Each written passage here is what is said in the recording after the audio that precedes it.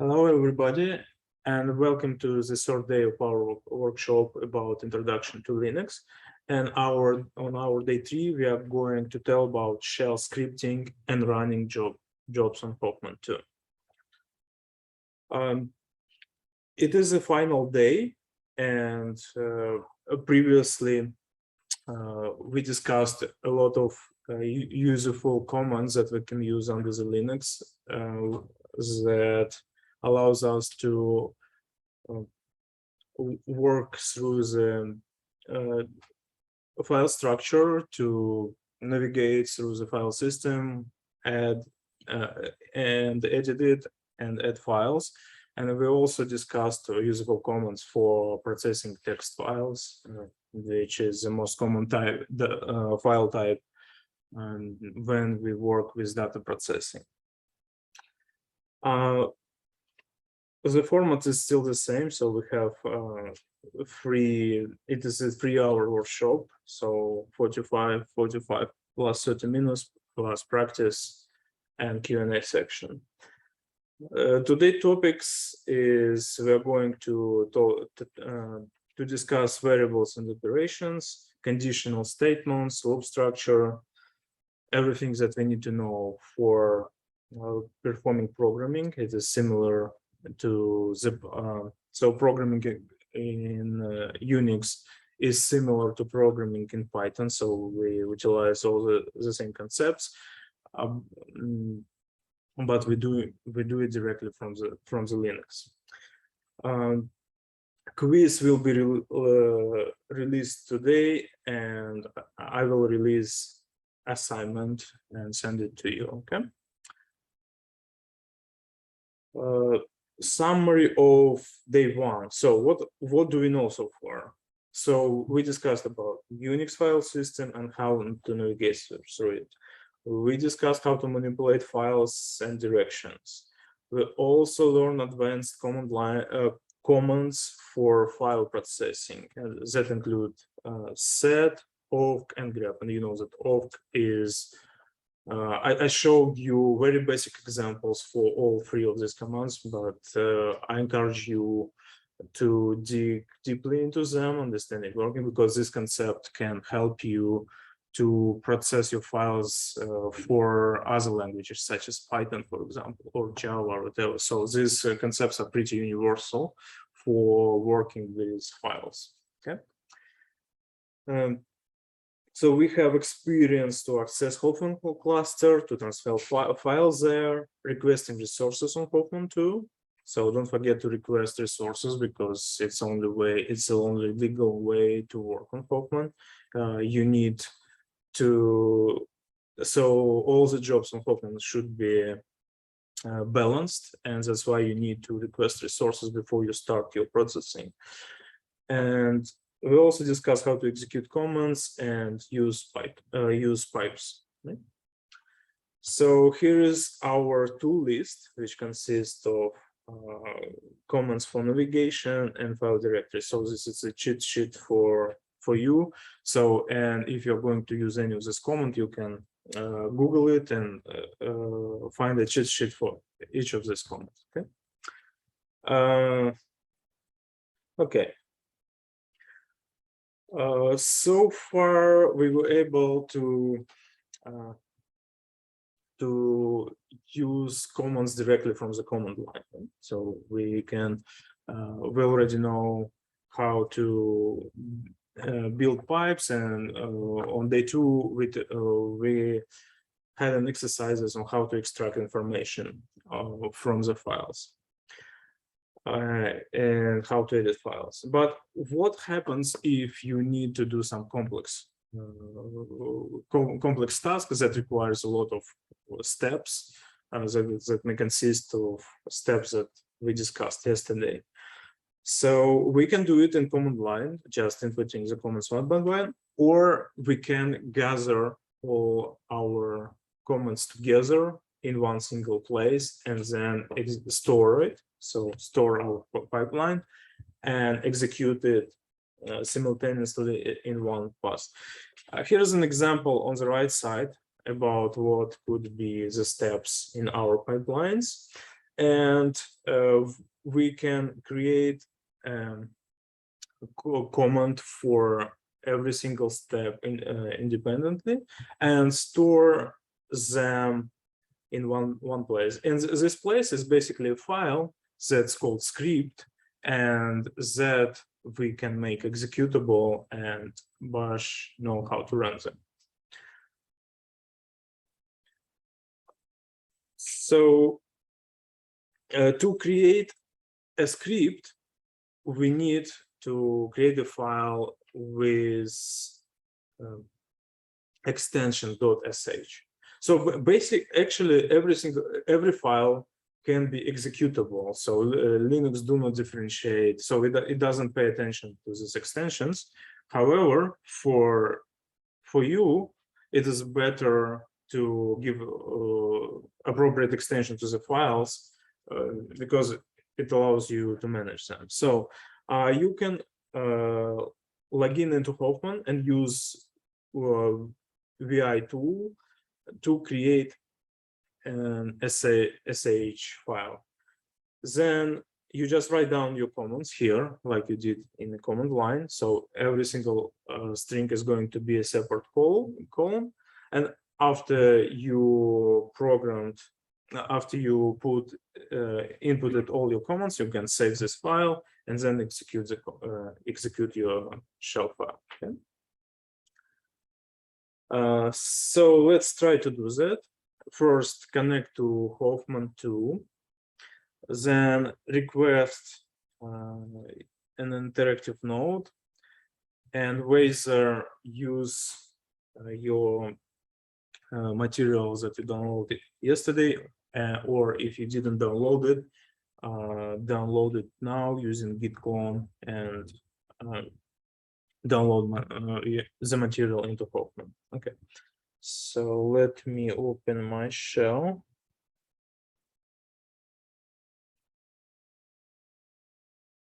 So it is. So if you did your homework number 1, you can use Alas to connect to Hoffman, and you don't need password. So now I'm requesting a node for my work for 3 hours for the whole duration of our class.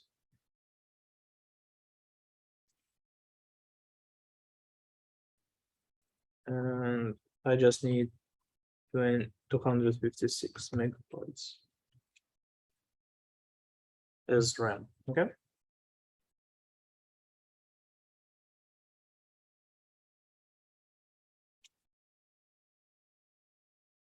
Okay.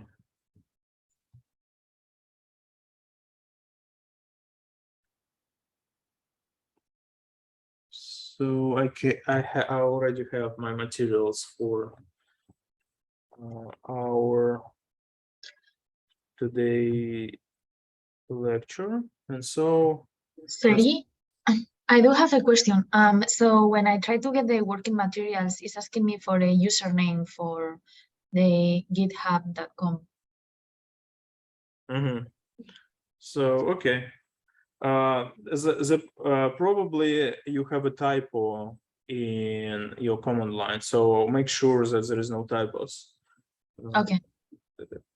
Yeah. Thank you. So now create a file using VI. So just type in vi hello.sh. So let me also open it. So, VI. Okay, let me move to day 3 first. Day first.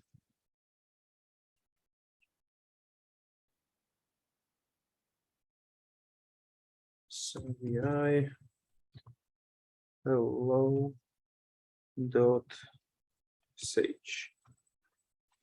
Okay, now we need, let's do the basic hello world program for shell. So for these purposes, we just need to use echo command. And let's echo hello world. So just enter into editing mode by pressing I, and then type in echo hello. So, and should it use single quotes, I believe. Hello world.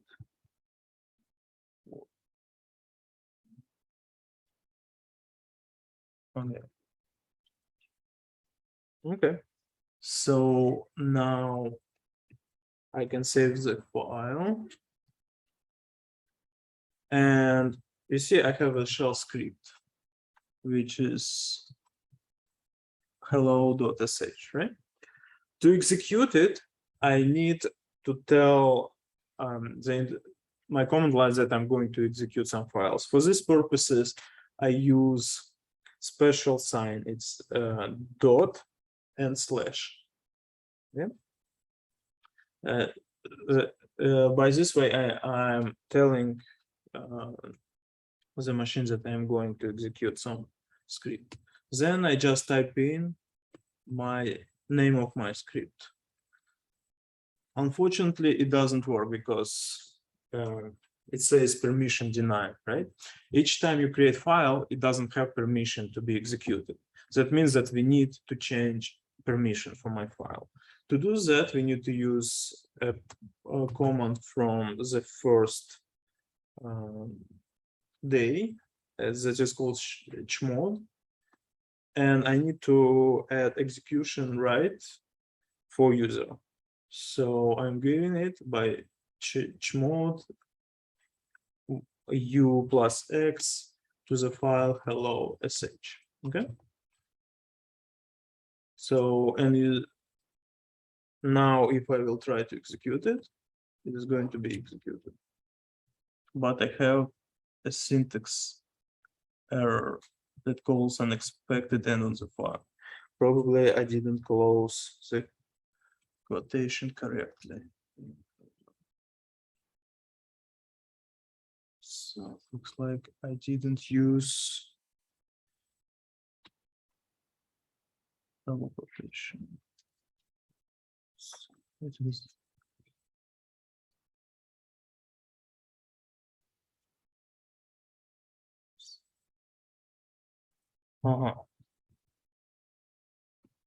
So now I fixed it.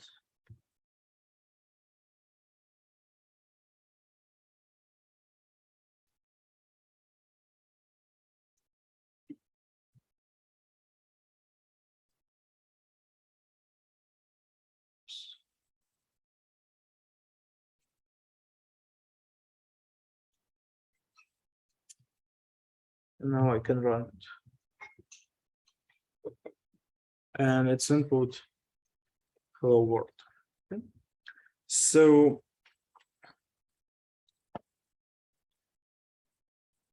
we used command echo before on our day one, just to illustrate how command lines is working and how to execute commands from it. But we didn't discuss it yet, right? So echo is a command that allows us to send messages to the output. And by default, output is our screen. And we learn how to redirect it, right? So that means that echo is quite useful command if we want to print some log. Command echo accepts two parts. One is for flags, and the second one is the actual string that you are going to output. There are two flag options that I want to discuss. The first one is -n flag that prevent echo from outputting the end of the line. So in every string there is a special character that did you learn it on Python that there is escape symbols like tab, new lines, and so on and so forth. So basically, if you use -n flag for echo, you deprecate putting new line sign after its outputs your string. Okay, any questions about that? Do you know what is escape symbols? Did you learn it? Okay, so let me shortly remind you about that. So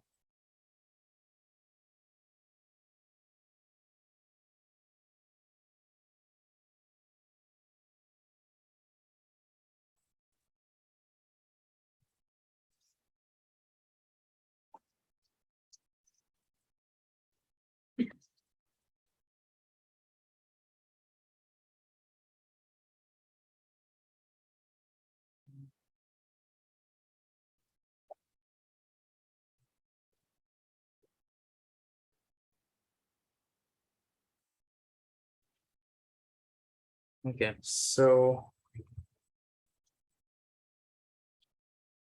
you see, if I will echo just hello, it is going to print it right here. But if I will use it, if I use -n option, you see it printed here, and then it directly printed my invitation back. So it doesn't put new line at the end. What is new line symbol? So there is a special escape character symbol. You see it's /n, like we discussed in regular expressions. There is also special symbols. And now while I deprecate this n, it's still going to be print. Oh, okay, probably here is different. Okay, in Python, there is an escape symbol that is /n. Here in shell, I don't remember how to set them, but they definitely exist. Okay, so there are special symbols for new line, for tabs, and for other stuff. Okay, just remember the concept that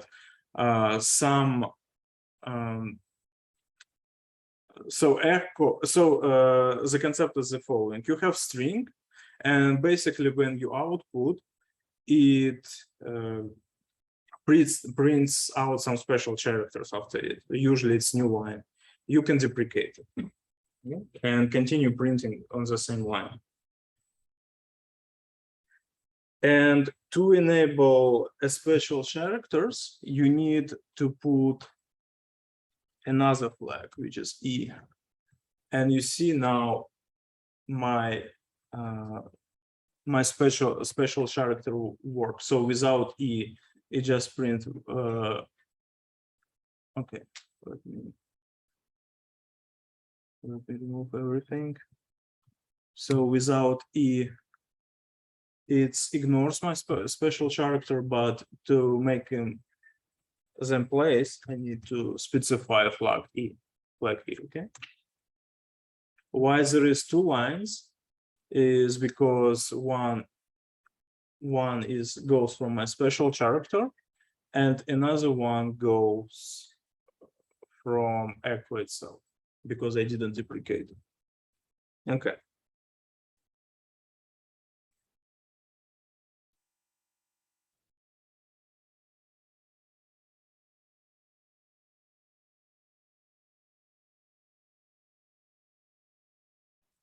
Okay. So there is a special word that I can understand that is called date, and you can use it to print the current date. So let's try it. Echo date. Echo.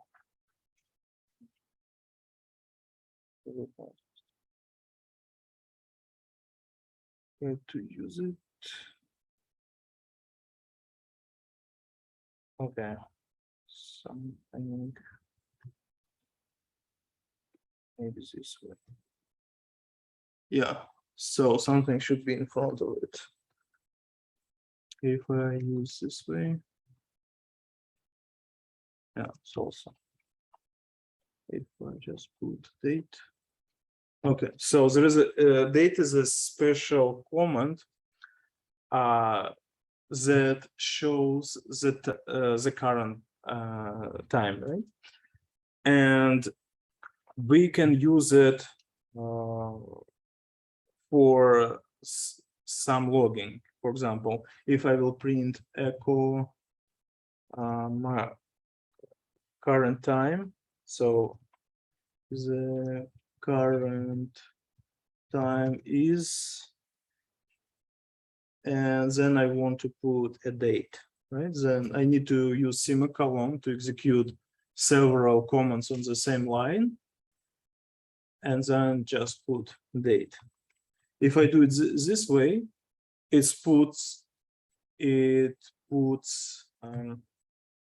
new line after echo, and to deprecate that, I just use -n. Yeah, so now it's my log occupied only one string. Let's move next.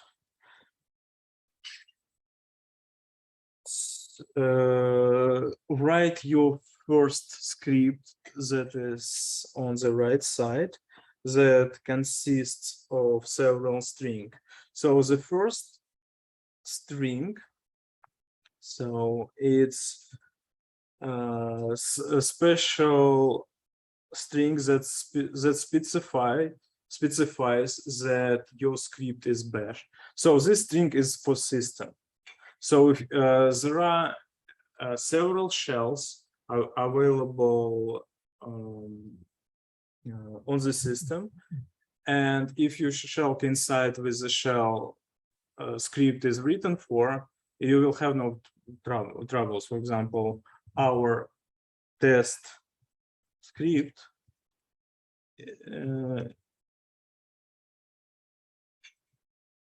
our hello script doesn't specify anything what script is designated for, but I know that my script is for bash, so I can specify it. So, and it's usually a good idea to specify it.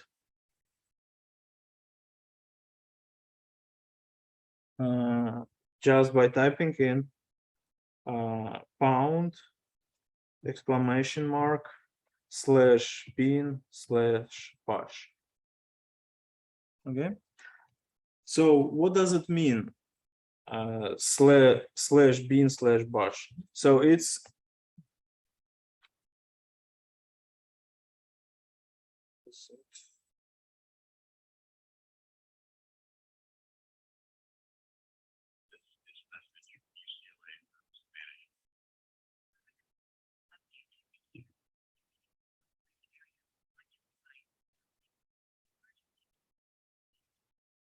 emergency on molecular science building still active. Okay, so let's try to see. So it's basically a path where the command for our bash is located. So there is the root folder, in this root folder there is a bin directory, and there is a bash inside here. You see, so it is an actual path. The pound sign serves as a command, but if interpreter, I mean, if bash sees the pound sign and exclamation mark on the first line, it treated specially. So don't hesitate to use your first line to specify the interpreter for your script. Okay.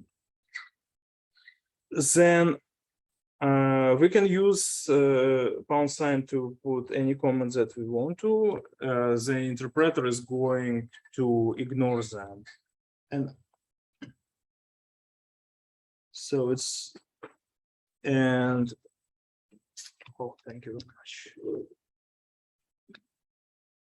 And if it's ignores it, so it starts to execute the first line after comments. So there is echo hello world, then echo -n from echo user. So what is user? You see, it starts with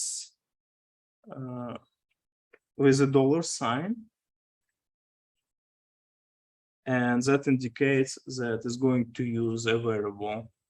So, and there is a variable, several default variables into your bash that you can use, and one of them is the user.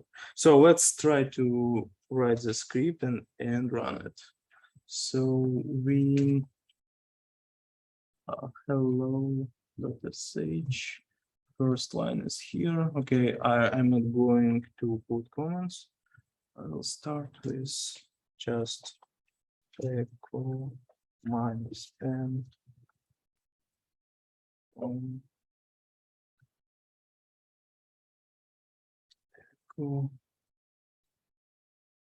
echo user. Okay.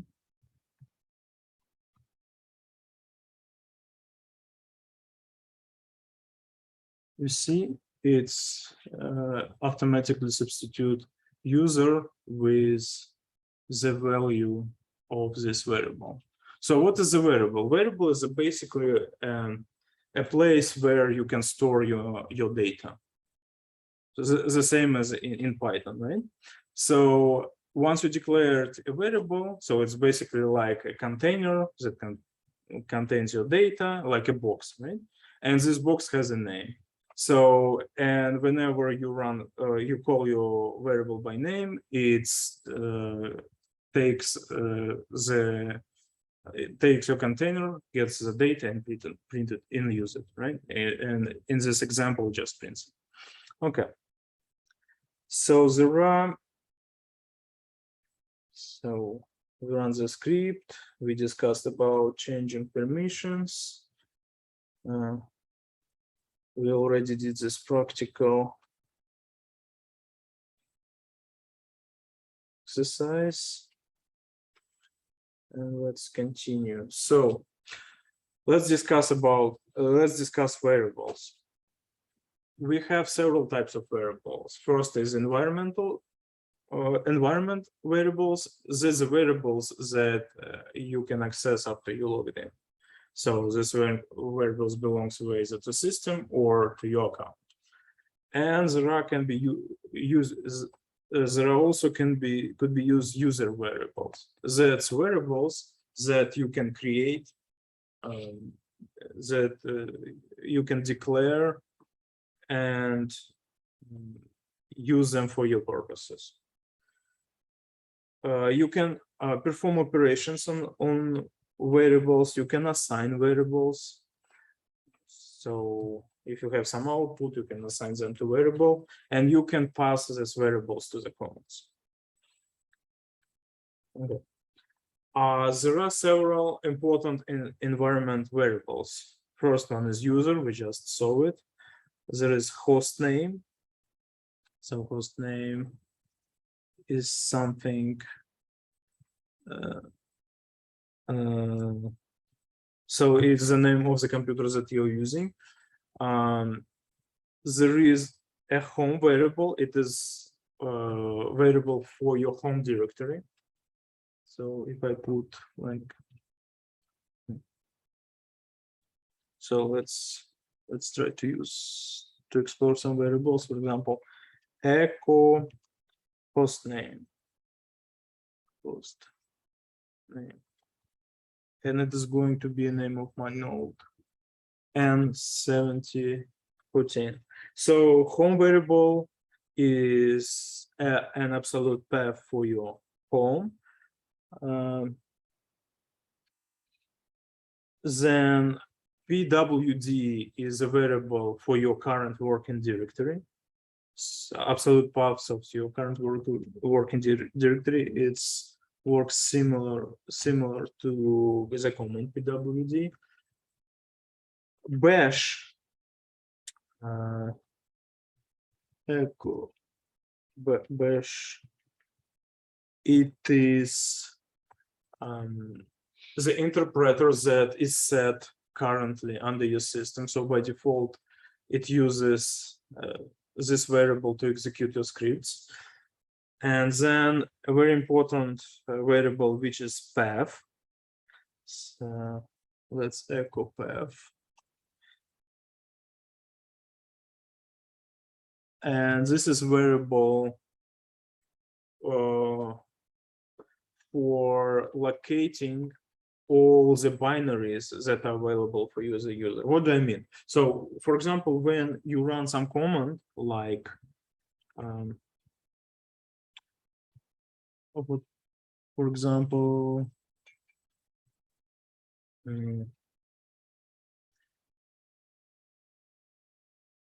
the command called, what command can I use? Do I have this? Oops. What happens? Okay. So do I have any comments like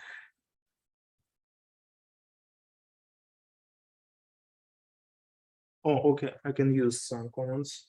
So when I put any comments, for example, to Unix, I don't know, it's some program that available in my system. How system understand which program to run?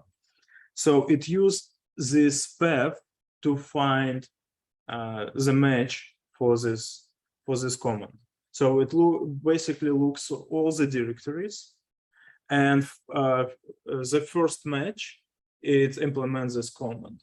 So I have a keyword, a command which that can print a path where my command is located. For example, tmux is located under user bin tmux, and this user bin is inside my path somewhere. So let's grab it, for example. So echo path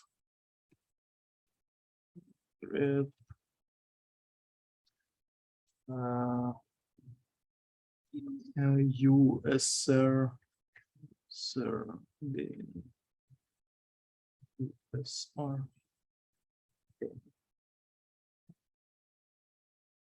You see, here it is. Yeah. If I, for example, try to call cat, it is also should be available into somewhere in my path, and it's also located in USR bin. Yeah. And this is valid for any command, and including bash. So it's located user bin bash. Okay, so to use variable, you need to use a $sign in front of the variable name. You can use echo to print the variables, and you can use the command set to check all the environmental variables. So set.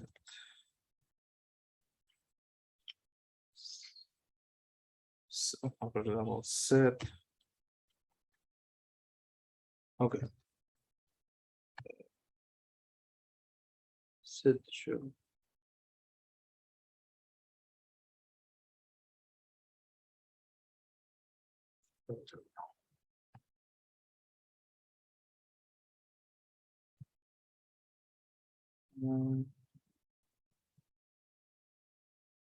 So if so we discussed about path so far.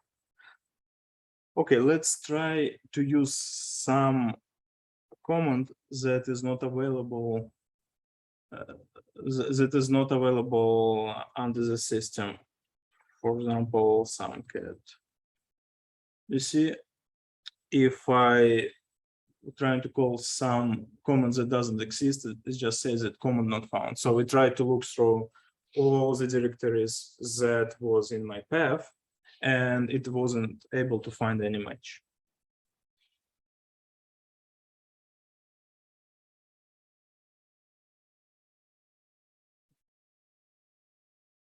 To declare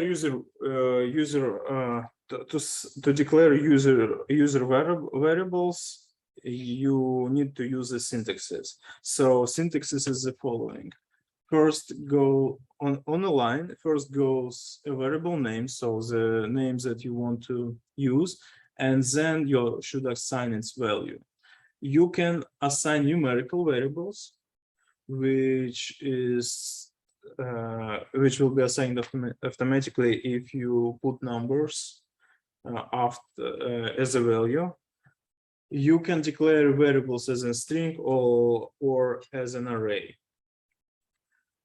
No space allowed to be used in the var name. So var name should be a single word, not separated by space. Variables, variable names are case sensitive. So for example, if you have two variables, var1 starting with capital V and var1 starting with small v, they are two different names. You need to use a dollar sign to reference value. Here is an example. So it should be with dollar sign followed by variable names, or you can put variable names into curly brackets. And you should avoid giving your user variables names that match to environment variable names. If you do that, some unexpected behavior may happen. For example, if you substitute your path with your values, your system will stop working. And data type is automatically assigned based on the value. So here is free. So you don't need to write a data type name like you should do it in some computer languages. Usually, it's the data type of the variable is assigned by the variable value itself. So if you need number, you just print number. If you need string, you put quotation marks. If you need array, you put parentheses. And inside the parentheses, you specify your values separated by space. So here's your practice. Try to print home user by the PWD and path. Create your user variable, assign value to it, and print it to the standard output.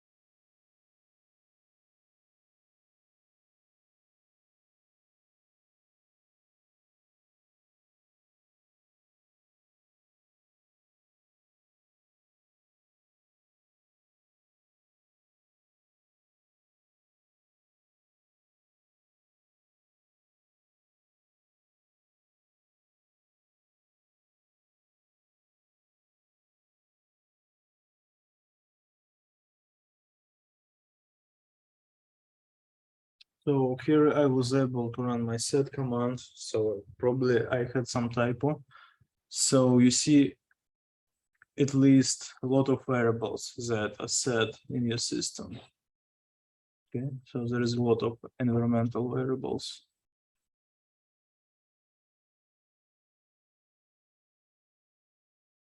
Okay.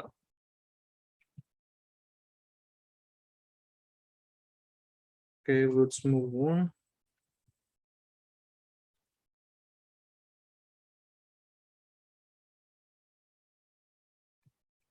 So actually, let's make a.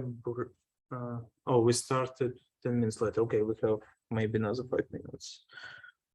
Okay, so before the break, let's discuss operation on variables. So like in Python, you can do some operations available. You can sum them up, you can subtract them, multiply, divide, or do a modular division. So here is the syntax. To make an operation, you need to enclose your operation into square brackets. So here is an example. If you want to declare a variable, so let's declare my variable to 10. So let's set var2 equal 10. And now I want to multiply it by 2, var2 equal $sign, then the content of var2 multiplied by 2. Okay, and now echo var2. Okay.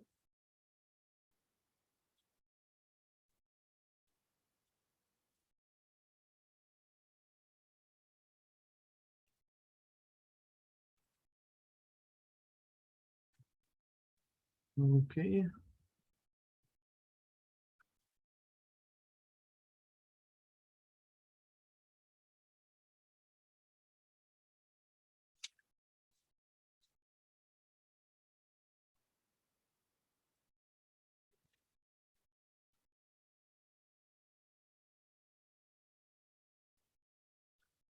Alongside with numerical operation, you can have string operations. And here is the syntax is to use them. So you need to use $sign that use brackets. Then there should be your expression, the keyword expression, and then your the operations that you're going to use. For example, what operations you could use? There are match, so you can use string that you're going to test and your regular expression. So, and if it's going to output you, it's whether it's match the string or not. Okay. You can use substring, index, or so basically what does index mean? It's looks for a character inside the string. I mean, it looks for substring inside the string. Then you can ask to determine a length of a string, or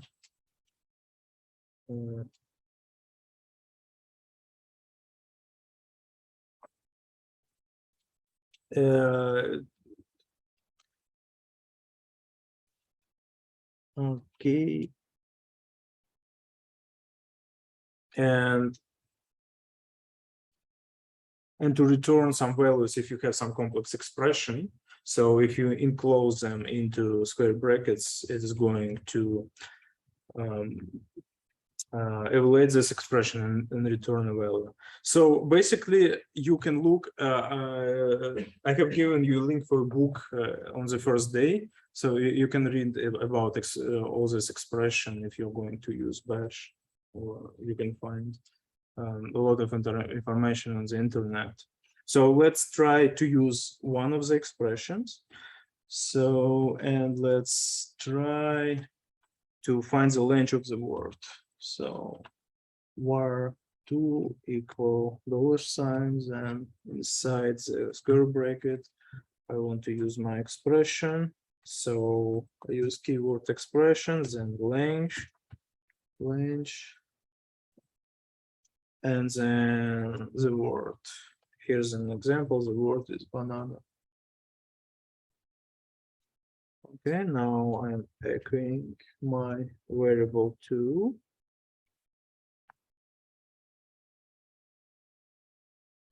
Yeah, as in length of the word banana is 6. Okay.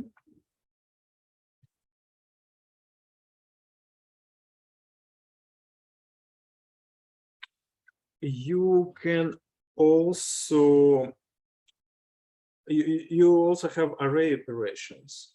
You can extract elements from the array. So before we discussed how to declare arrays, and arrays can be returned as a result of execution of some commands. For example, if you execute command ls, that gives you a list of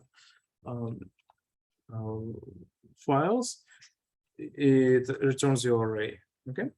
And you can access the element of the array using the following syntaxes. So you use $sign, the name of the array, then square brackets, inside the square brackets, number of the element that you want to access. If you want to access the entire, if you want to print out the entire array, you can use @sign inside the square brackets. It will print out the whole array.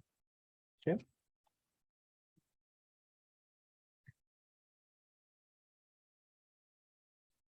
So here is an example.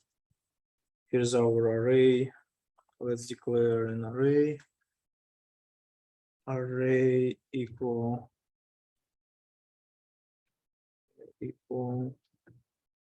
10, 20, 30.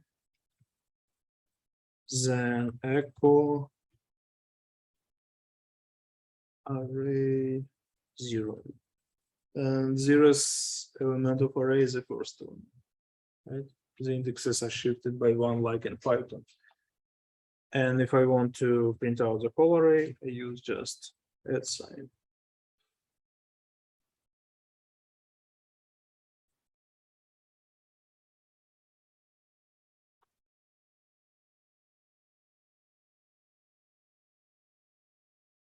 If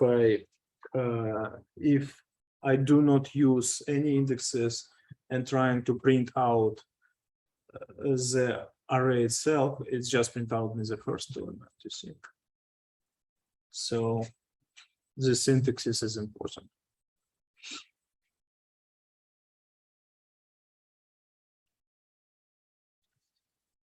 Here's your practice. The second part of the practice for the arrays. And after that, let's make a break and let's meet at 2:35. Okay.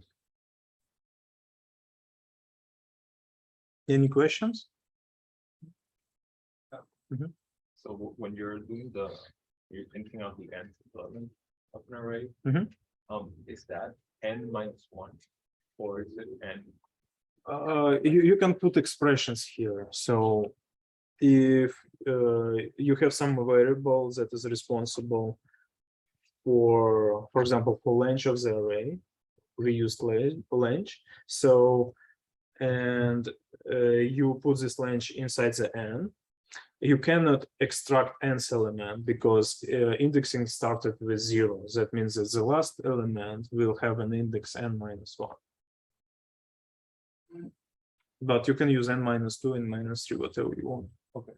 So index here also starts at 0 then. So index here starts at 0. At 0, yeah. Yeah.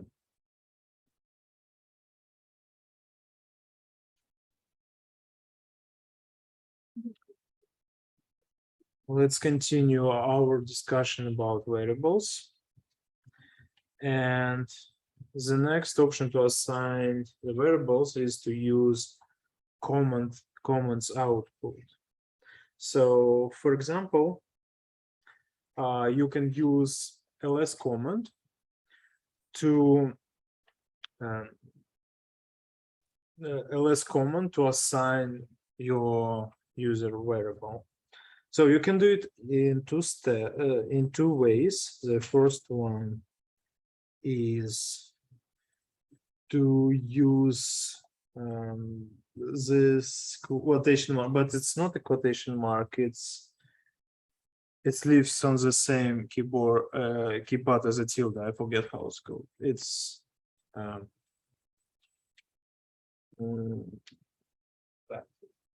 backtick. Yeah, this backtick. You can assign your variable, for example, where 1, then equal, then backtick, then ls star. See, this is now your variable contains the output of the comment, so you can print it, echo,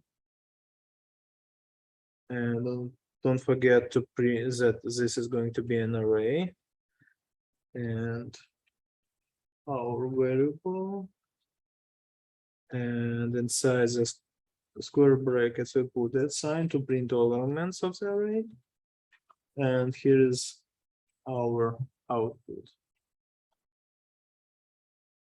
Okay. So if you enclose your comment in backticks without assigning the variables, bash will try to execute the output of your comment, which makes no sense at this point. Okay. So another option, instead of backticks, you could use the variable sign, which is $, and then enclose your comment into the braces. Yeah, you will have the same effect.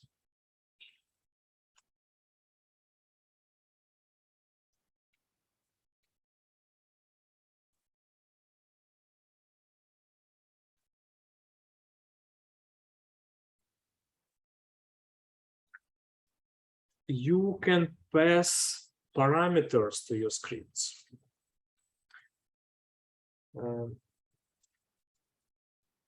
Here is an example. Let's modify our hello world. So we hello sh, and to see the parameters. So what are parameters? For example, when you use cat, let's use a cat as an example. After the cat, you specify some file names. You can specify 1, 2, or many of them, right? And cat understand the files that you specified as a parameters. You can do the same trick for your script. So, for example, I can pretend that my hello can accept some parameters.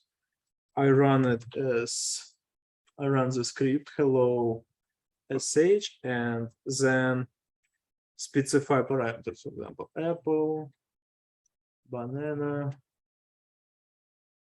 so on and so forth.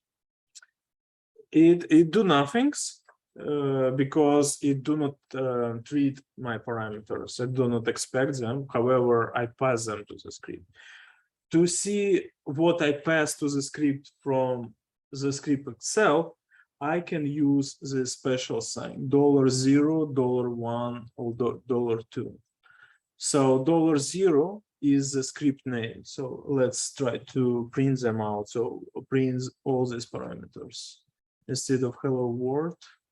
Okay, I will just add new echo to after printing hello world. So 01, then echo $1, $0, $1, and then echo $2. Okay, now let's run my script.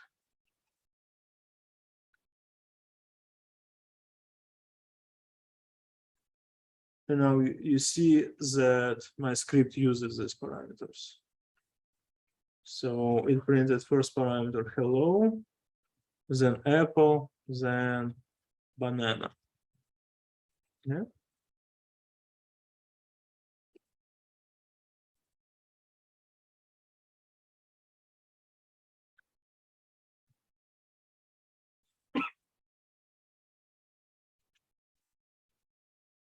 Here's your practice. List the file folder, list the file or folder name in the date3 folder,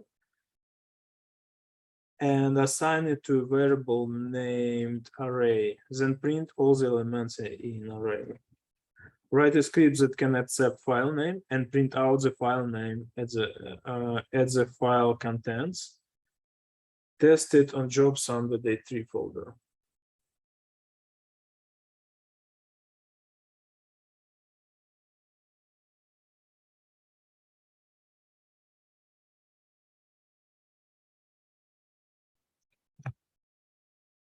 Let's see a solution for the second part of our practice.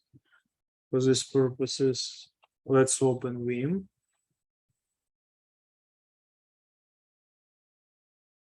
Let's create a script file that is print.sh.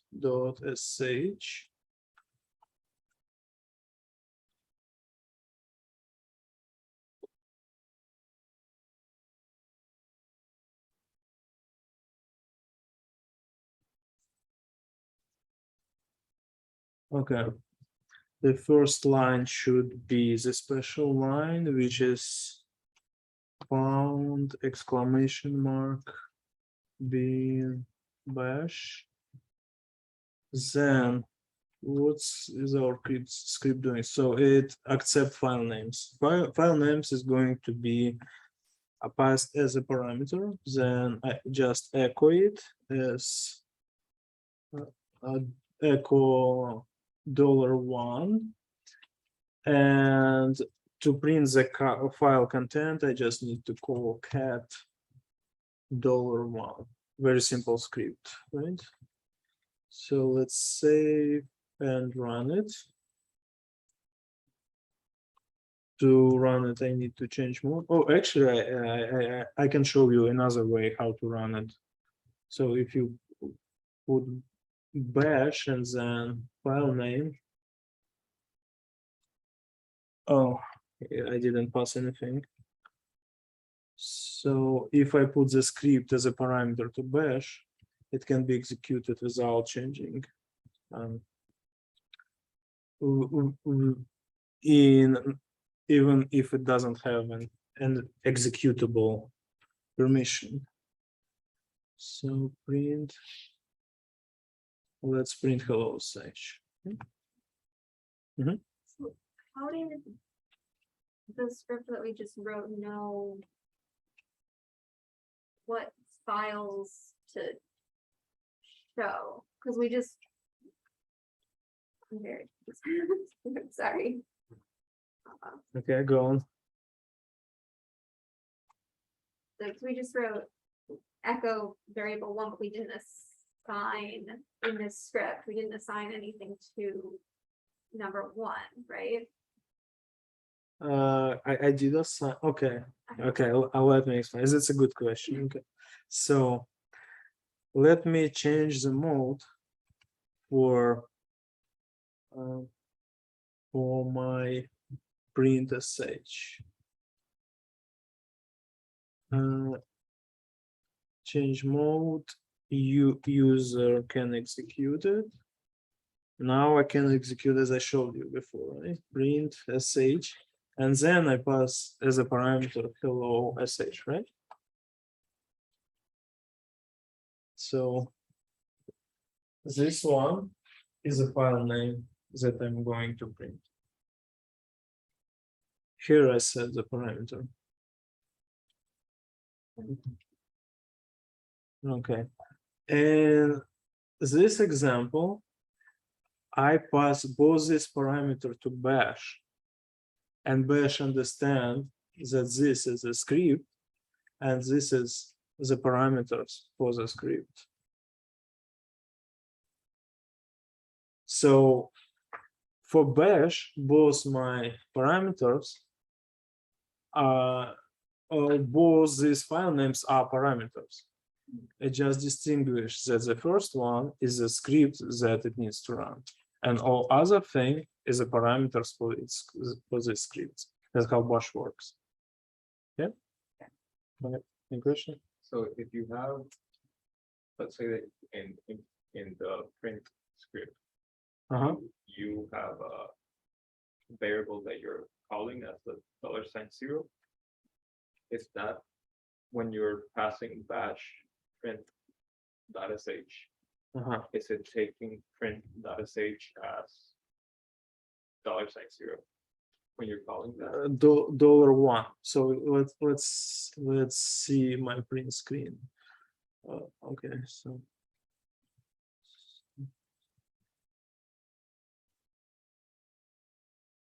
you see there is $1. I use $1. It's my parameter. $0, it's the name of my script. Oh, okay. So $0 is always reserved For name of my script. Yeah.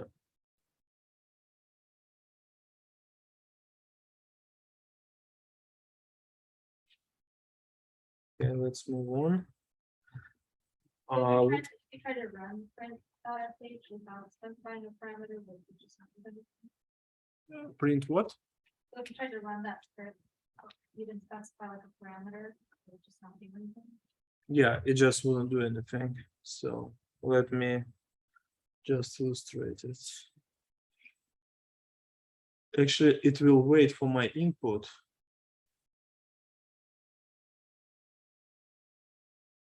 Because it doesn't know how to execute cat. So when I gave it some input, it executed cat, because when you run cat without parameters, it's just waiting for your input, because default input is your keyboard.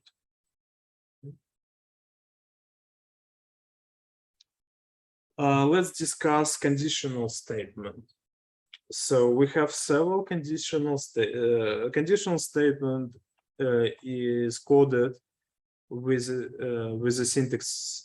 So there are several conditional statements: if then else, nested if then, and conditions in if then statement. So we're going to discuss all this. Okay, we are going to discuss all these topics. So did you learn on Python course the conditional statement? If you learned, so they work the same. They just basically have the different sequences. Here is the example for if statement. If tomorrow is sunny, then I will go to the beach. I can code it using Python. If I set some variables that tells me is it sunny today or not, right? Some Boolean variables. For the if then else, if tomorrow is sunny, then I will go to the beach, otherwise I will stay home. So we have two options. And the nested if statement is can be exemplified like that. If tomorrow is sunny, then I will go to the beach. If it's raining, I will wash my car, otherwise I will stay home. Okay, so here is there's two if statements, so that's why it's nested. If then condition, so syntax is the following. You started with if, then in square brackets you put your condition, and pay attention that there should be spaces. if you, so it's enclosed not with only square bracket, but square bracket and space. So this is the syntaxes. And your if statement close with fi, which is if a reversed version of it, right? And inside the if you start the word then when this condition is true, it's going to execute some commands that goes after the statement. So here is the illustration diagram for if then condition. So here is a condition. If it rained, if it's sunny today, then you implement if code. I go to the beach. Otherwise, I do nothing. So if it's false, then I do nothing. Okay.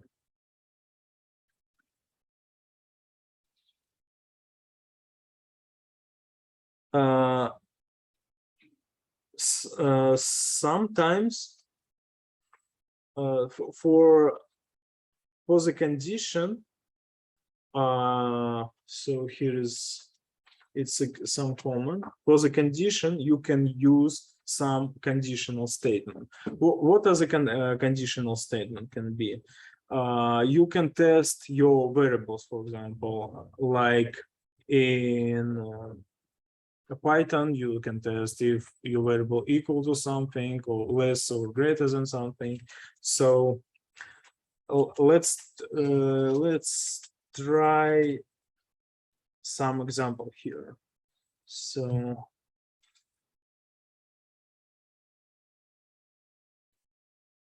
let's create test one script.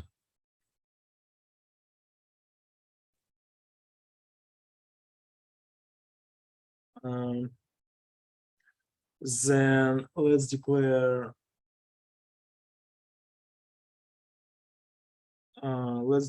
some variable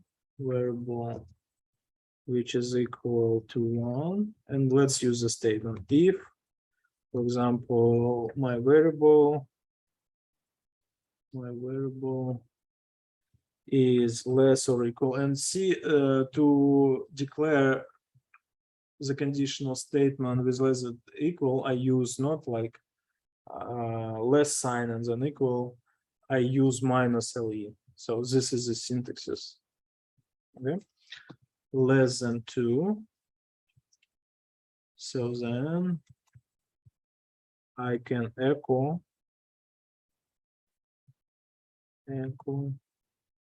something. So the value is less equal or than 2. For example, this one. And I close it with fi.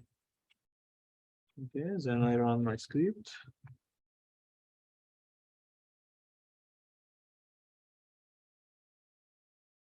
Yeah, 1 is less equal than the 1, than 2. So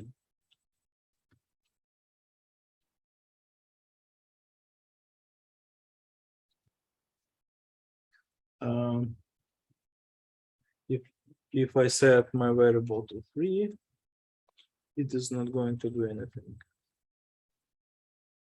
when I run it, because my condition is not true, so it ignores the comments.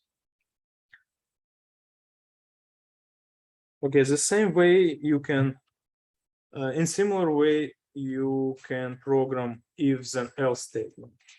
The syntax is quite similar, however, you have else part, and the difference is when condition is false, it's implement else part instead of if part. Okay. So in Bash, you just add in your script, you just add else part before the end of your if statement. Okay. So else, and here is echo the value is greater than 2. Yeah.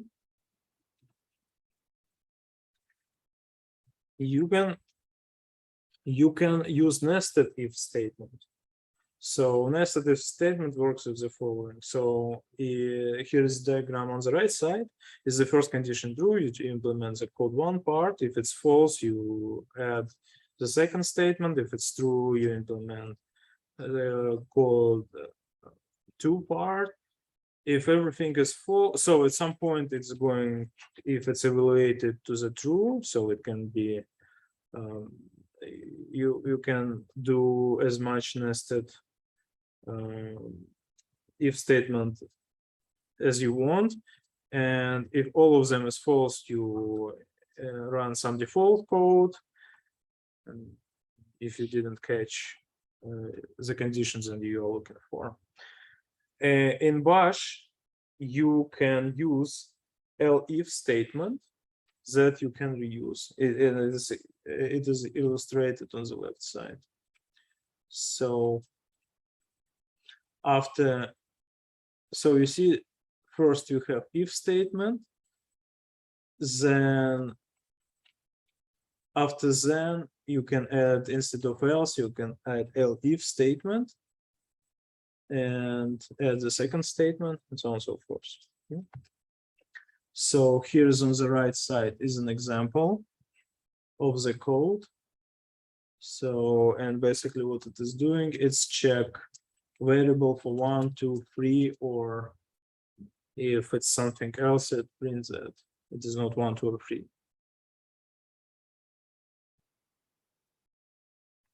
Here's the table that you can use for programming your conditional statements.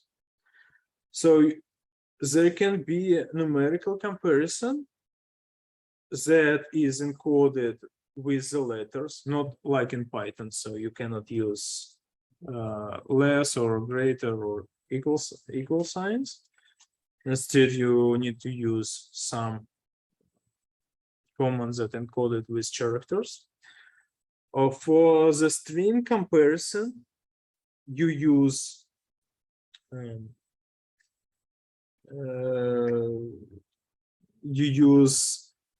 mathematical symbols. So here you can see you can use equal sign, not double equal, but equal, not equal, less or greater. So it's it compares. So one string is treated less than another string. It's preceded in alphabetical order. Then you can check the string for a length of 0 or not a 0. And you can also add, since we're working in the Bash and it's more for working with files, you can check, you have special conditional commands that can be used for checking if file exists, if file is a directory, or if file is a file. Okay, so there is a short part for such tests. Yeah. You can combine conditions by using and operand, or so it's and condition. So both conditions should be true, and then your if condition related into true. Or you can use or condition. Or condition it weighs one of the conditions is true, then your if will be evaluated. Yeah. So here is your practice task. Try to create a nested if statement that can evaluate the following description. Is the first part, and the second part, create a script that can check if there is a file called test if txt in the 3 folder, If it exists, print message to the output. Otherwise, create an empty file called test.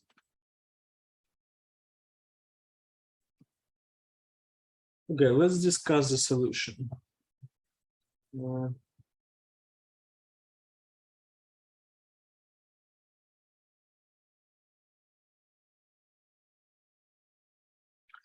So let's create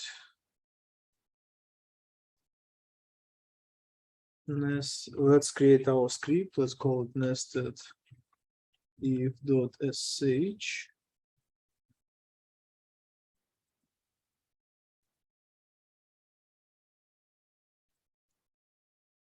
So let's say that it is a bash script on the first line with a special line, and then let's write what is written down. So let's create a variable. Let's call it just war and assign it a string, for example, sunny. Now let's call our nested if statement. If our variable equal sunny, I use equal sign because I know that to work with strings, I should use mathematical signs. If variable is sunny, then echo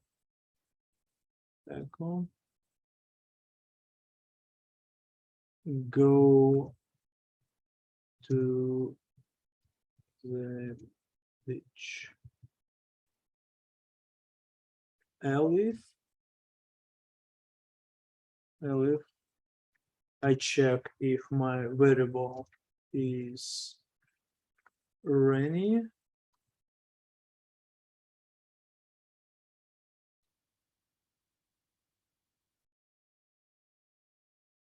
Then I echo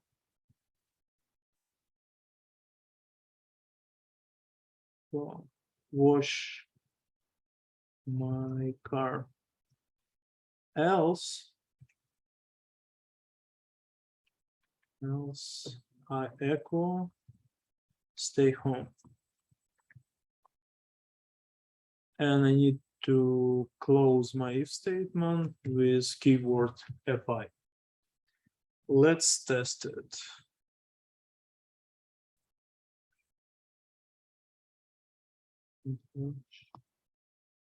Nested if. Okay, let's change it to rainy so it works as expected. Oh, let's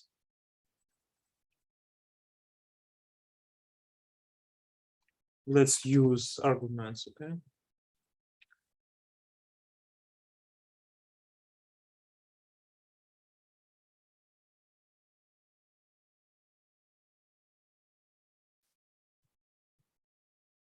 We'll just use arguments instead of variables. $1 $1. Okay.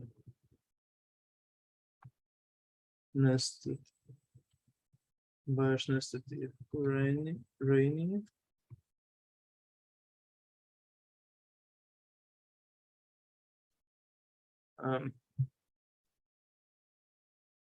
Would you have to assign it the $1 to the variable inside? I assigned it.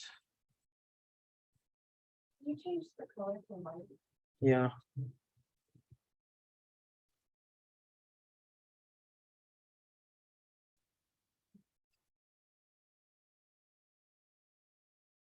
Okay, let's use variables. Probably I just missed signs. I know that I can do that, but most probably I missed some syntaxes.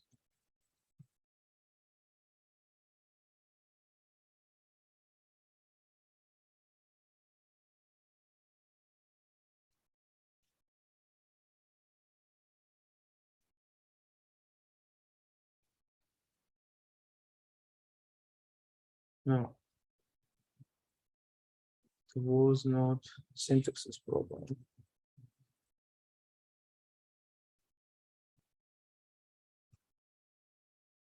Mhm.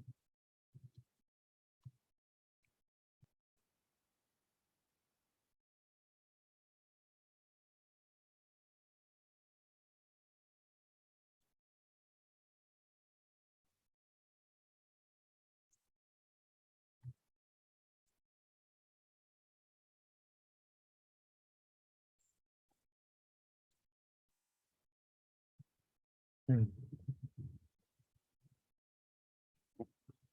Let's see what can be missing.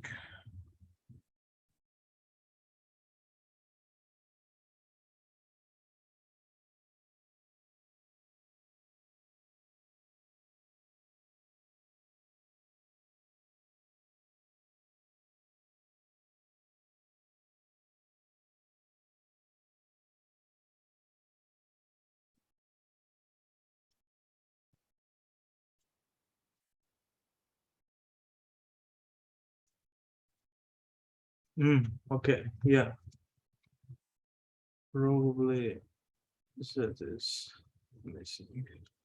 Should be very careful with the spaces in Bash. Bash nested is something else. Yeah, stay home. It's something else. And now Sunny. No, it's still. Oh, line 8 missing. Are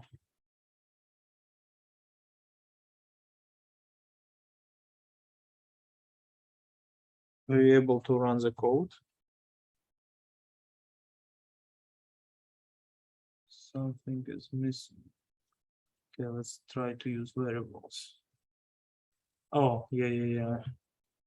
It's not add, it's $1. Okay.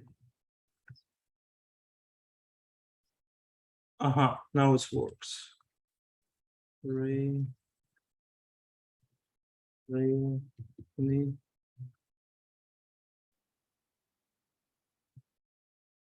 Okay, for Sunny it worked. For Rainy it doesn't work. Something wrong here.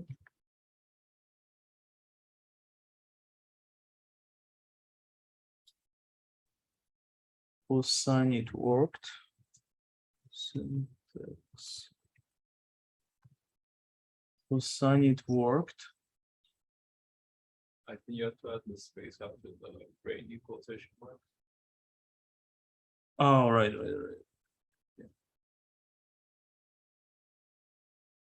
Yeah, now it should work. Yeah, for Rainy it works. And let's say for Cloudy, stay home.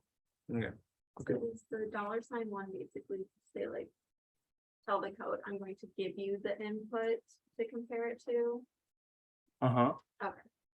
So remember that this is special variable that is responsible for the positional arguments of your code. Okay. So when I put the word after my script name, it assigns it to $1 variable. So then can you do that with multiple variables and have like $2 or? I can. So let's use $2. Let's do not use $1. Let's use $2. So then I need to do some funny argument is for the first one. Cloudy, it says stays home. Now let's change it to Rainy. It says wash my car. So now A is the first argument and Rainy is the second one.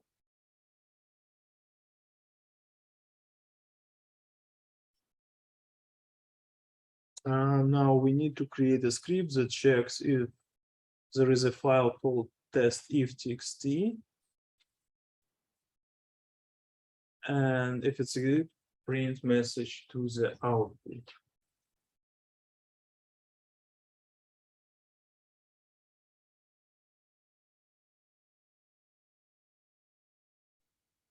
Okay, let's do that. So vim test test file sage.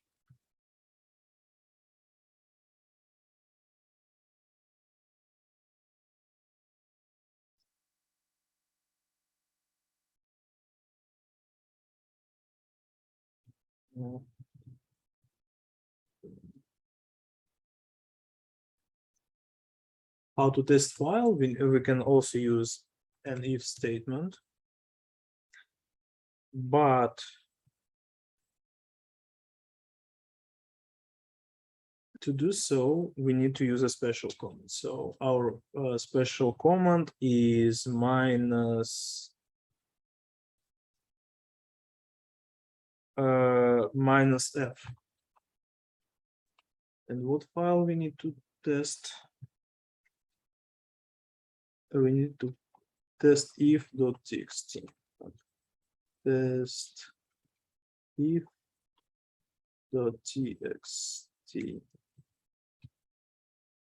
If it exists, we echo it exists.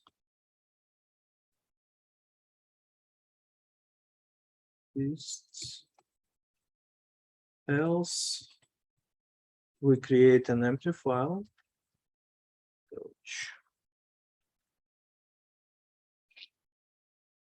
called test.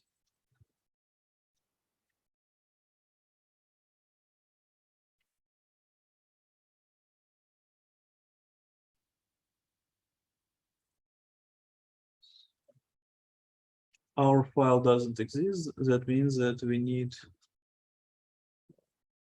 we expect that it's going to be created. So bash test file. Now file is created. Okay. Now let's try to create file. So let's pretend that it is existed. Test if.txt, test if.txt. Now our script is going to print a message. Yeah. Okay, sounds good. Next, loop structure. We have two types of loop. One is for, another is while. They work a similar way like they work into Python. And you can control the loop using conditional statements that we used for ifs statement. So for loops work through the collection. So if we have a list, how to get a list? We can basically declare it, or it can be some an output of some comments, for example, output of a less comment. So we declare for variable in list do, then comment, then be done. So what is basically it is doing? It is continue repeat the comment for each variable that we have into collection. The schematic diagram is on the right side. So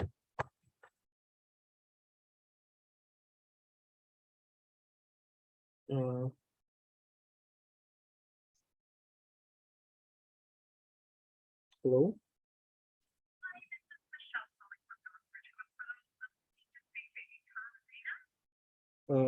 Could we talk maybe?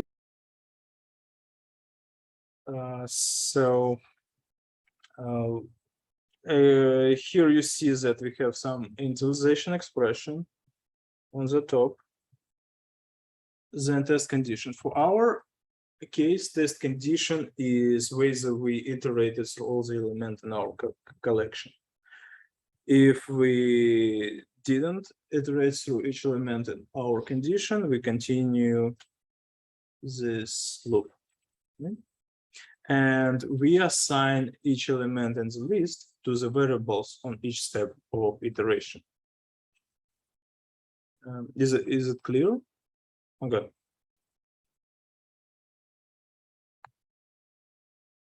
So here is an example. Here we have a list of values, which is a string. So we can iterate through the string. If we iterate through the string, it treat each space as a separator, and it will take every single word one by one and assign it to the variable I in our for loop. So let me illustrate it into my bash. So let's recreate this example. So we test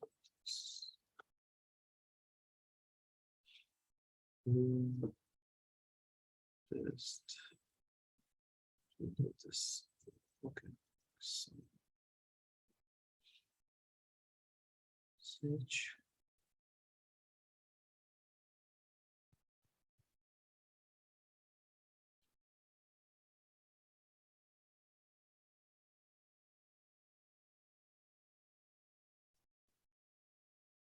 So we have a list, for example, which is we have a string, not list string. That is A, B, C. They separated words are separated by space. Right? It can be A, B, B, C, C. So not characters, but a string that consists of 3 words. So Bash treats it.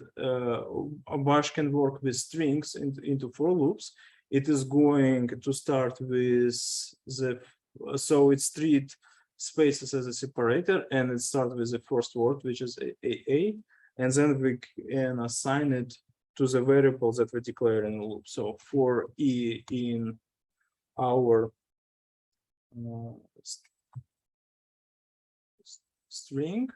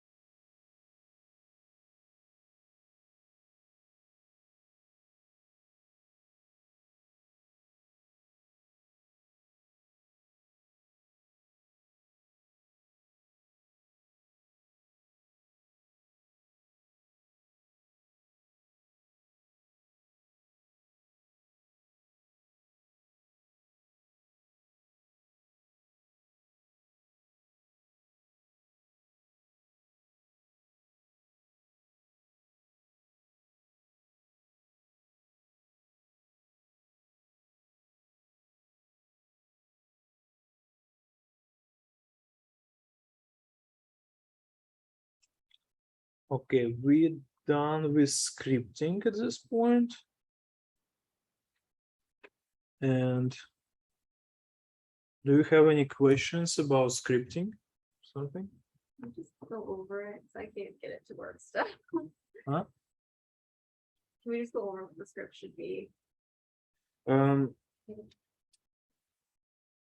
Yeah, we can go over, but let's do it maybe after class finish, okay? So because I have to explain you how to submit your job on Hofmann's, and after that we could discuss this practice task. Okay. No, and what is your question? I just wanted to ask, just for this question, how do you get the file to like read all the, like list all the things, but we're gonna go over the question, then we can go over it. You can use so let's discuss it after I finish the lecture, okay? So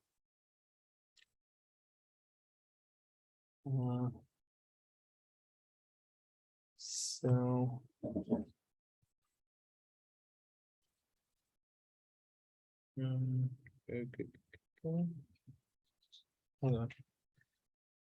So we're done with scripting. We will return to this practical task after the lecture because we have just about half an hour to discuss how to start your jobs in the Hofmann.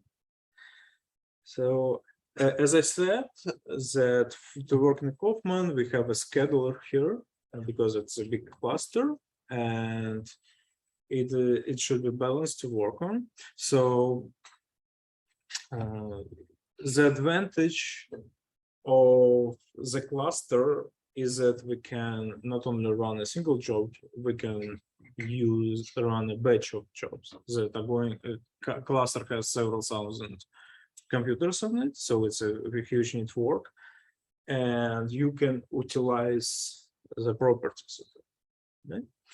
So we know how to submit, how to request the node, right? And here we will learn how to submit the job to the cluster. First of all, there are tools on the cluster that you can use for your purposes.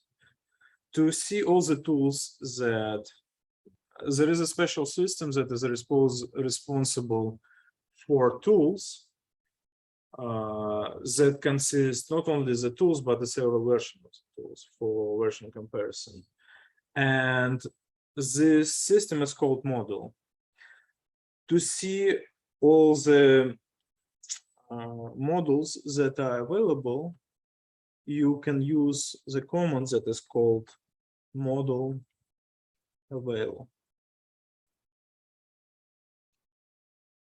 And you see the whole list of the tools that are available on the Hofmann. So you see there is a lot of versions of Python, there is MATLAB, there are so a lot of things.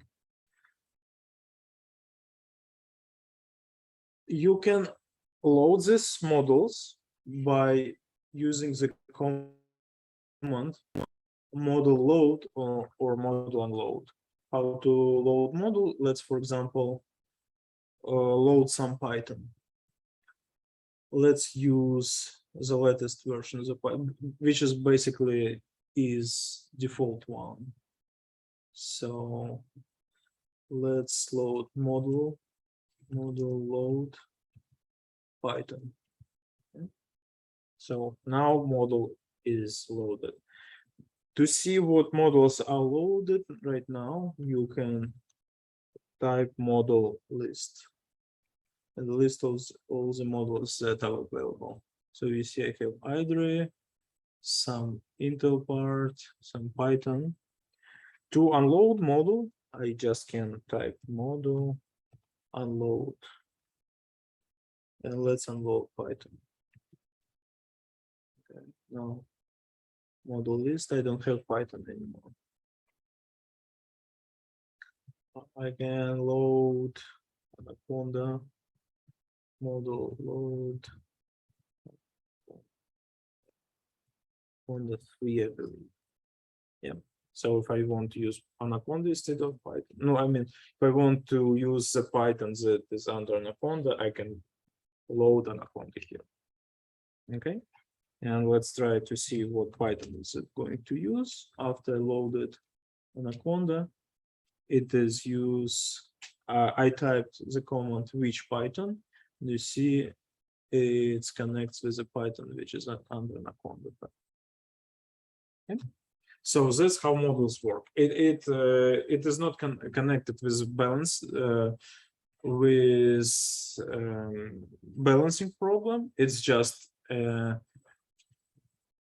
separate program that is responsible for right models to be right programs to be connected. So, and you saw there is a huge list of different tools with different versions.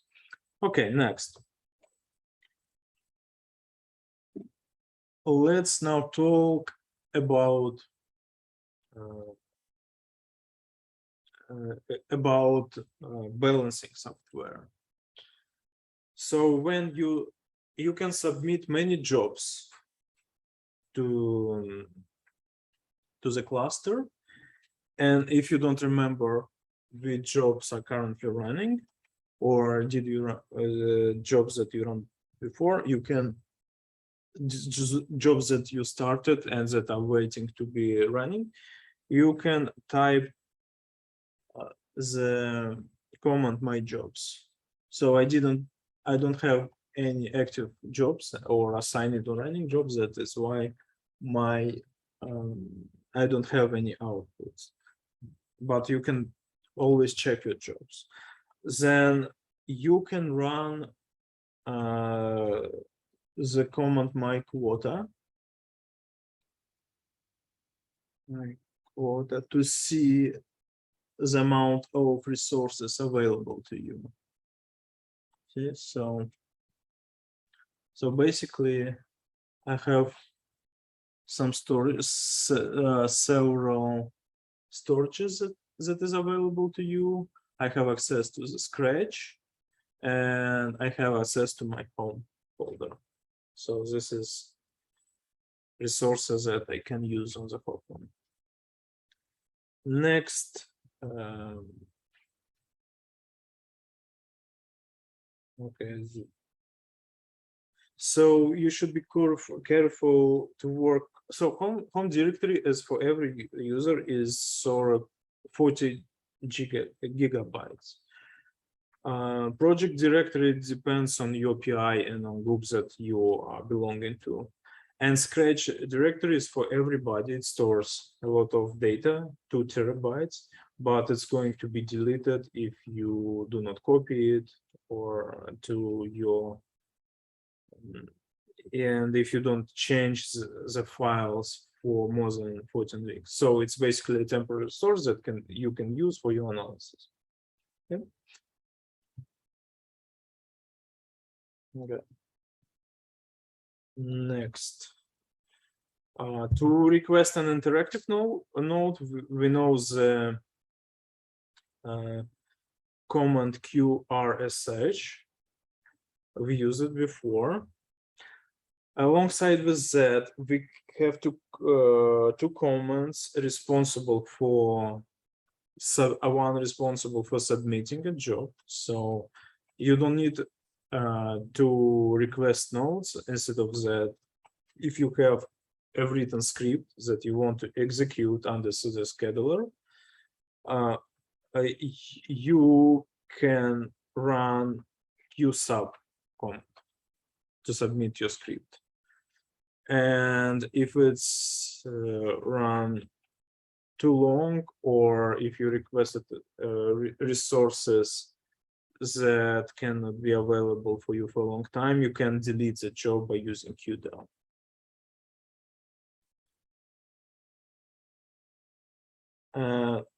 Next, under the folder day2, please find a code that's available for you, which is as job.sh. So basically, this is a file that do nothing, just sleeps for 300 milliseconds, I believe. Yeah. And it prints date stamp before it runs and the date stamps after it runs. Now, using qsub, try to run it. So let me show you how to do that. So you don't need to request a node to run qsub. You can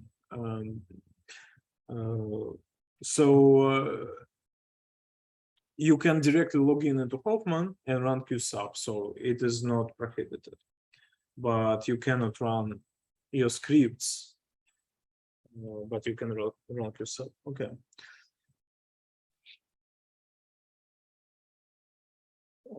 Okay, so I am submitting my job. qsub is job sh. And I see the log that my job was submitted. Now, if I run my jobs, I will see that my job is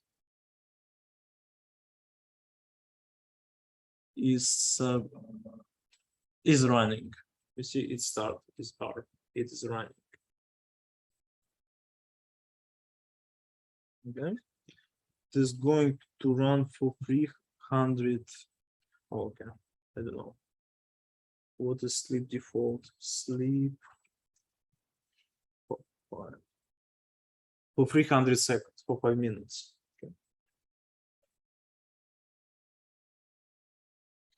Okay, in 5 minutes it is going to be finished. Did you submit your qsub? Okay, cool.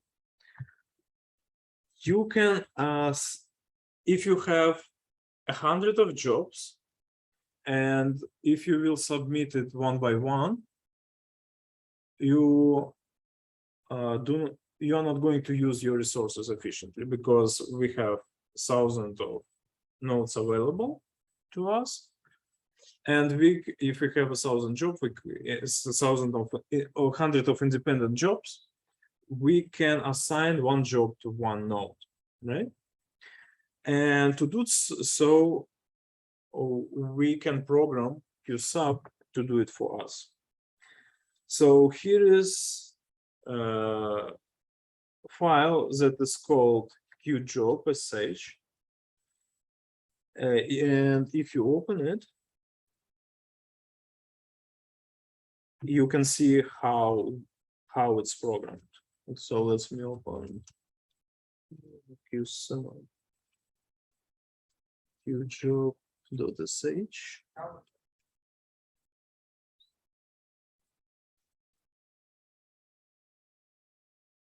So see here there is okay. So if you look into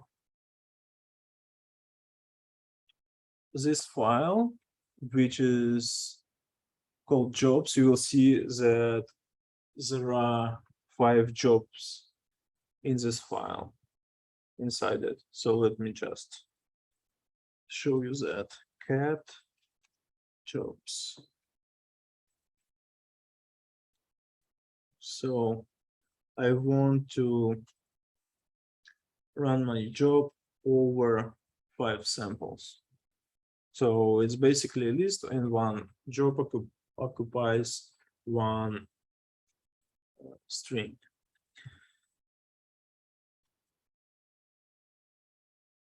So I set my jobs as a variable JA here. Then I use the variable params and create an array of jobs that I'm going to run. So it's then I use ask to assign the task to it, right? So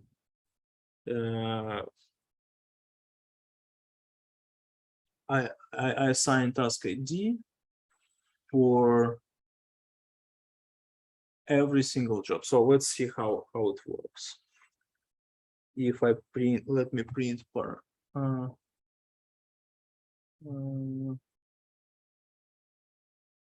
So let me show you the results of this work.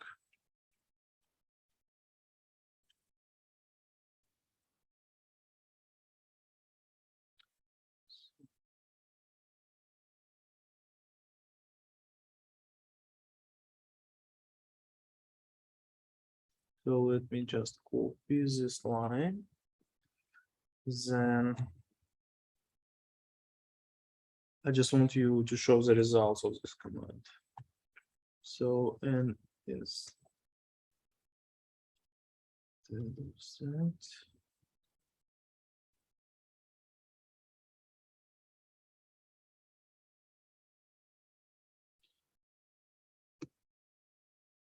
It's going to be jobs. Oh, no. Oh, no. Unexpected. Okay, I cannot do it this way. So,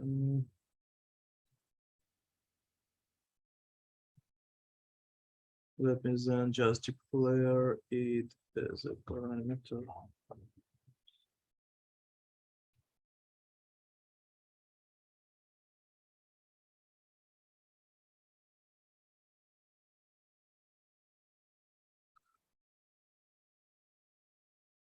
What's wrong with that?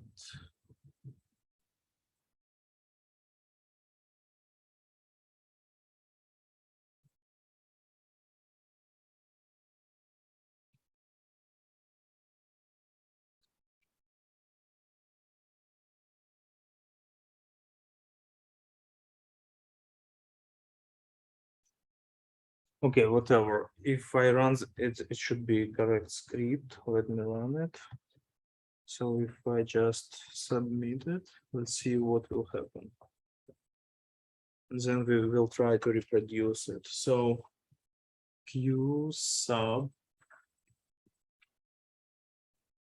So you see here that this file is going. Oh, I see what's here. I cannot reproduce it because I don't have, so because this SGE task ID is available to me. It's actually not available to me. It's available when Q sub runs the job. That's why it doesn't work. Okay, so we have 5 jobs listed here. For sample 1, 2, 3, and 4, and 5, right? And it is going to go to the balancer, this 5 job, and this file will be the same for every single node. So I have 5 nodes. This file will be the same for every single node, right? But each single node have task ID assigned to it. So, and for each node to run its own task, it should compare that its number is the same as the number for tasks that it's assigned to it. And only after that, it starts running, okay? So basically, you should take in mind that when you get many nodes available to you, you need somehow make this node to understand that it's runs the correct job. Okay, so here, let's try to run this tool, qsub and qjob.sh.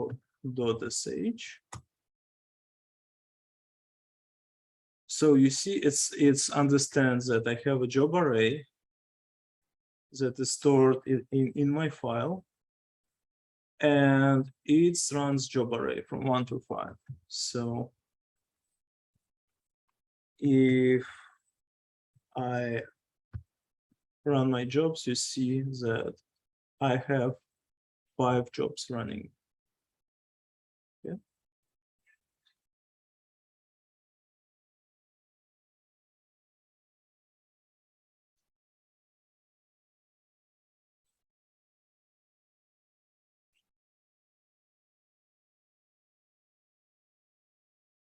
So job ID is the first one.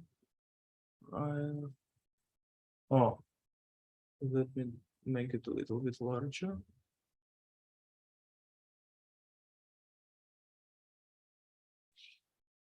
Oh, here it is. You see G8 task ID.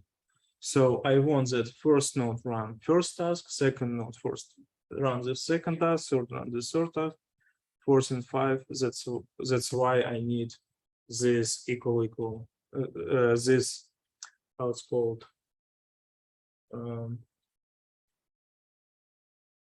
this conditional statement. Okay.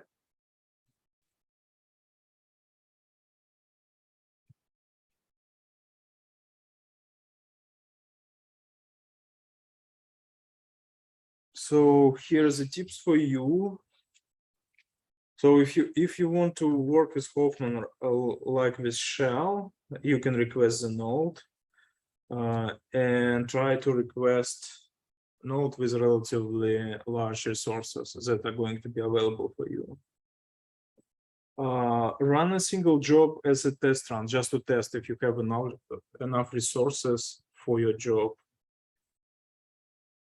You can use command top to check memory consumption.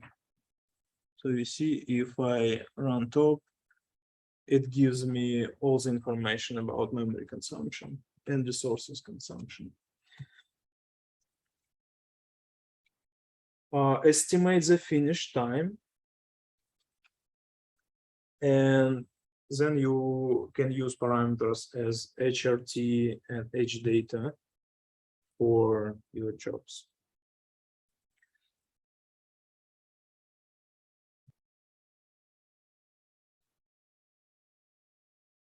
So here is your practice question for qsub. You can do it here, or you can do it later.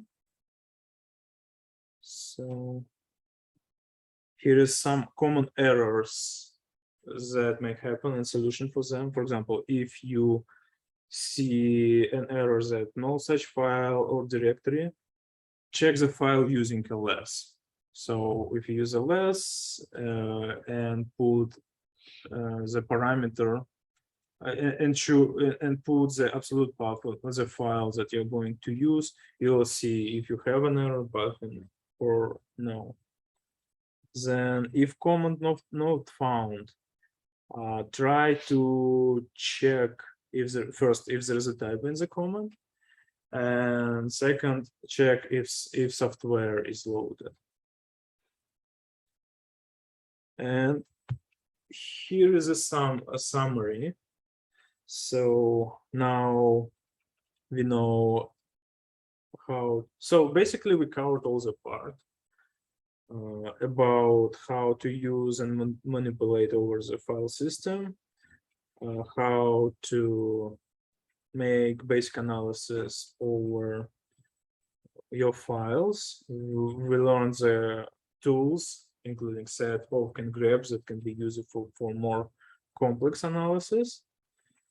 And now we have some experience with creating some shell programs, how to use conditional statements, and how to use if conditions and loops. And we also touched how to run and manage jobs under the Hoffman.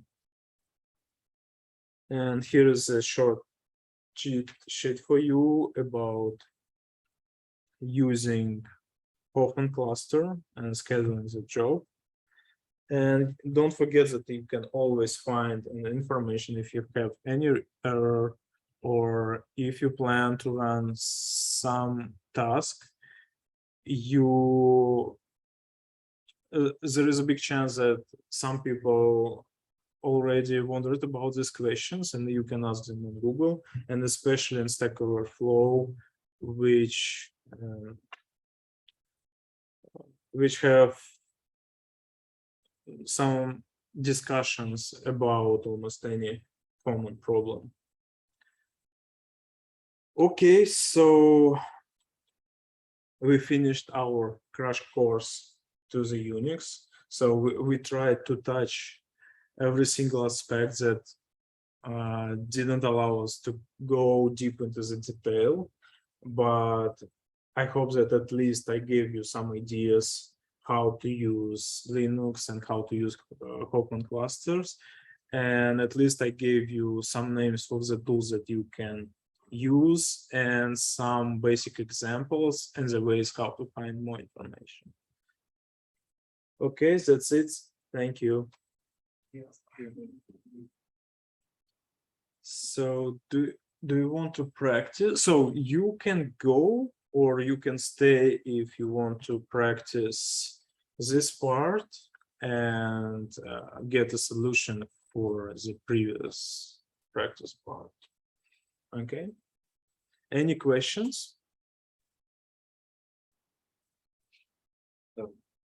I have questions.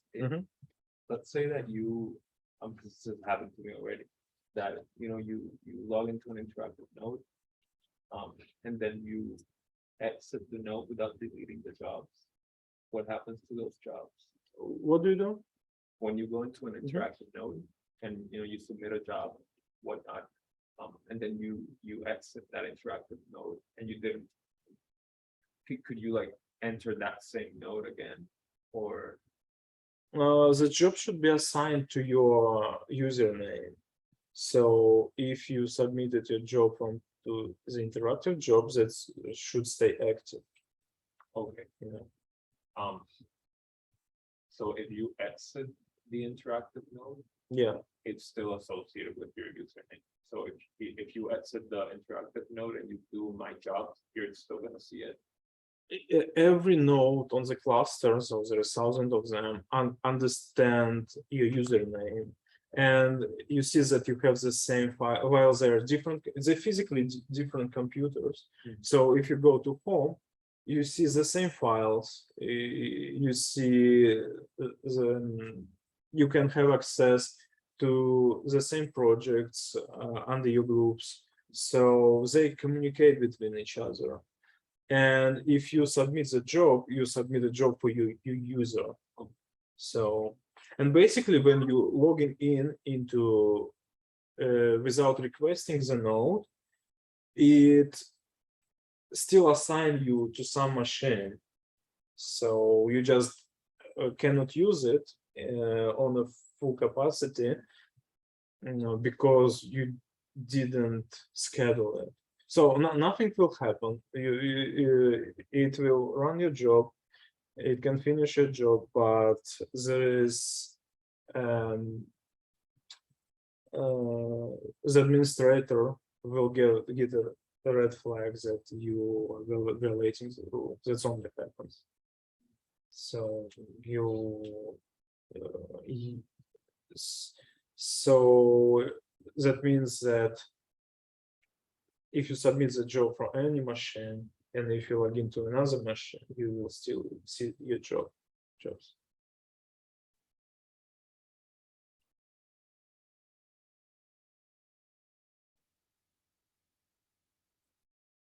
So you see that for example, you see that I have logs of all my jobs here now. So if I just log out, so exit, and then log in again.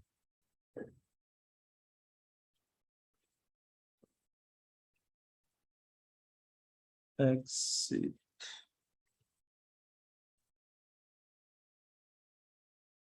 And then I'm logging again. I can find these logs where I leave them. So cd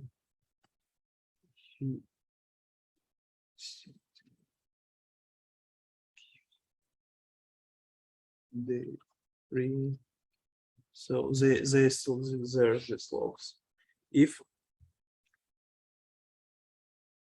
I run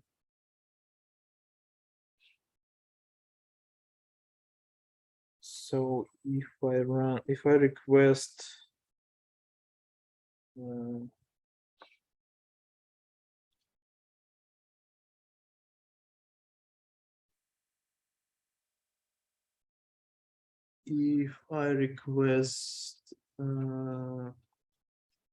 if I request shell, so it is going to give me eventually.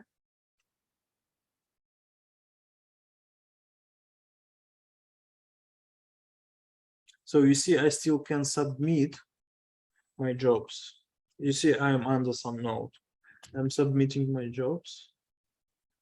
Unable to rescue. Oh, okay. CD. There is some error because I'm running it from wrong path. So I have submitted my. I have submitted my job. If I see there is my jobs, and note that I'm on the node N7015. I'm exiting from this node back to my login tool, and I still can see my jobs. And I don't even need to request a node to submit my jobs. So it's not necessary. Now, the only thing that I noticed also is that if I exit it, and then I come back in again, and I try to delete the job logs, it tells me that I can't delete them. Because my user does not exist. If you do what?